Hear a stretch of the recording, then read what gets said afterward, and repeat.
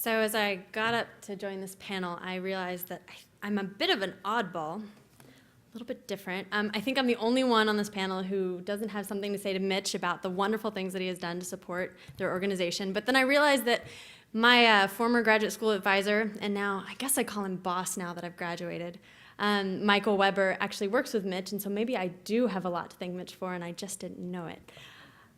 So in 7 minutes, I'm going to tell you about why I love electrons and why I think the smart grid is going to be something that enables a lot of the stuff that we're talking about here today and what we talked about all day yesterday. So I love electrons. I love them. I love using them. I love the things they enable me to do. It's not that I have some fascination with the actual particle itself. I love the fact that I go home and I turn on my lights and I power up my cell phone, I power up my computer, and it does it when I want it to go on. It does it without me even really asking. I don't even think about it. I hit the power button and it happens. But when you think about it, a lot of stuff had to occur in order for me to be able to turn on my lights when I got home and to have it happen instantaneously. So I study energy systems, and I've worked as an engineer consulting on energy systems for, I guess, about 7 years now. And it allows me to combine my love of electrons with my fascination with data. I love numbers. And to figure out, okay, how does this system work? And I'm talking about from generation, we're talking about power plants, to where we take transmission and distribution lines and we move that electricity from power plants to our homes. And we use it in a lot of different ways. If you take it to your home, you might use it to, I don't know, cook a chicken, turn on your lights, whatever. If you lose in your business, you're going to use it to turn on your computers, to run your manufacturing processes. I used to work in a facility where we had a 5-story tall toaster. We churned out cornflakes all day long. And that toaster, I can tell you, took a lot of electricity to power.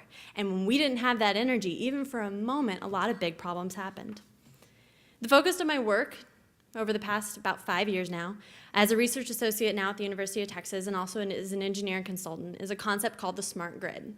And this is a concept where you go, smart grid, yeah, I know what that is. I mean, who here thinks they could probably give me a definition of it? I won't call you.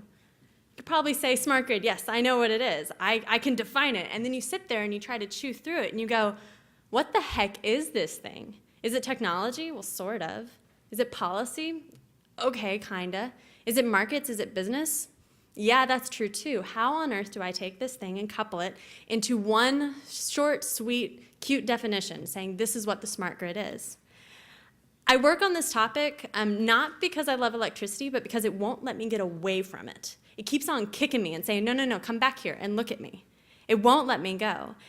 I realized years ago that when it comes to our electricity use, when it comes to our electricity systems, we're having a one-way conversation. If you look at our energy systems and how we send electricity from those power plants to our homes or businesses and offices, with very few exceptions, we're sending information one way from us to our generators, and we're sending energy one way from our generators to us. You've got these two ships kind of passing in the night, one way. And to me, I go, we live in this world of Twitter and Wikipedia. I've been tweeting for like 2 days. I got addicted a few months ago. I don't know if I can ever go back. And I can sit something out, and I'm getting responses from people in Australia going, UT, yeah, I just looked that up, and I'm guessing you're in Tennessee, and I'm like, no, Texas. And then they looked up the UT Energy Forum and said, oh, Austin, I heard it might be cold there, but let me tell you about our weather. It's nothing compared to yours. You have nothing on us. And I go, this is amazing. How on earth can I talk to someone in Australia instantaneously from my computer back there, and my energy systems are talking one way? This makes absolutely no sense to me. And so every time I try to back away from this and going, no, no, no, no, no, somebody else is going to figure that out, lots of smart people are working on it, it kicks me in the butt again and says, no, come back. We need to fix this. And this isn't an engineering problem, not just an engineering problem. It is a policy problem. It is a business problem. It is an interdisciplinary problem that needs interdisciplinary solutions. So guess what, girl? This is your job. You get to be interdisciplinary, and you get to come in and work on this with a lot of other fantastic people. When we talk about the smart grid, this is my attempt at defining it. When we talk about the smart grid, we are talking about technology. We're talking about 4 layers of technology that starts with infrastructure. That starts with those lines and wires that we see outside. Those are fundamental to the electric grid. They are the road that our electrons travel on.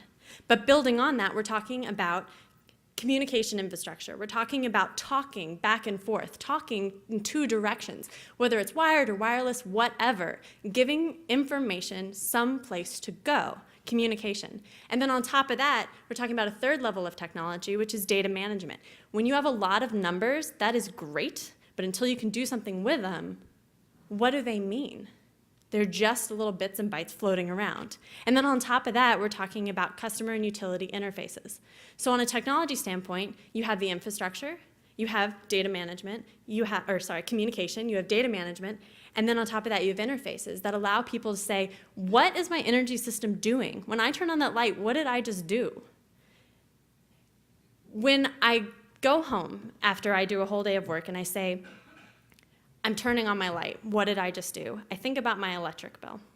And I go, what is my electric bill going to tell me about my energy use? It is essentially the one pathway that my utility has to speak with me today. I wonder how many of y'all in the room, and I won't ask you to raise your hands unless you want to, can tell me how many kilowatt hours you used last month. It's awesome. How many people can tell me how much it cost? That's very awesome.